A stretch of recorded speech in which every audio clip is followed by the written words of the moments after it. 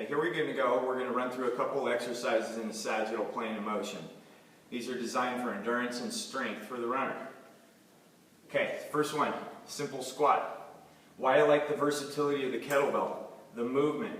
It moves around with my body. It's not like using a static dumbbell. When I move it around, it has variations in the way that it moves. Okay, so here's squat form. I'm going to give you a side view. I take a nice base. I'm a little bit wider than hips. My toes are slightly pointed outward in the way of my pelvis.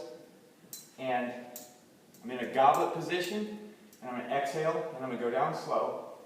Knees, all the way to elbows, and then back up. So I'm pushing down with the outer part of my feet, like around my toes, when I come down for stability. So I press with my feet first. And then I come down, and I come up, and I hip flex forward, and I squeeze my glutes to finish the movement. So I go 3, 2, 1. My back stays straight. Second movement, kettlebell swing. Take an even wider base. I'm loose. My hips are going to do the majority of the work here.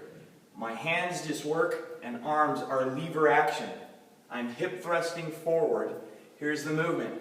I've got my stabilizers and my hips working, and all this weight is being transferred right to my core. Here's the side view. Notice the hip thrust. Big hips. I throw them forward and they carry the weight. I can go all the way up overhead, or I can do a short stroke and bring it in and power it up. Depending on if I'm doing endurance training or strength training. Faster for endurance, slower for strength using heavier weight. Final move we'll outline is the lunge. I'll go back into goblet position.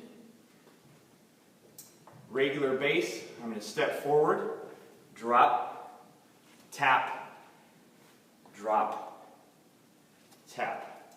It doesn't have to be a super long lunge. It can be a short power stroke.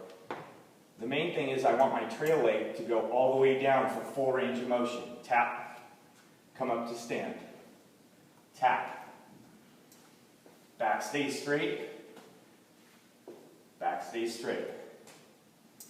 Now I can add load and go heavier if I want a power or strength-based workout with more emphasis on the strength. Otherwise it's range of motion and endurance.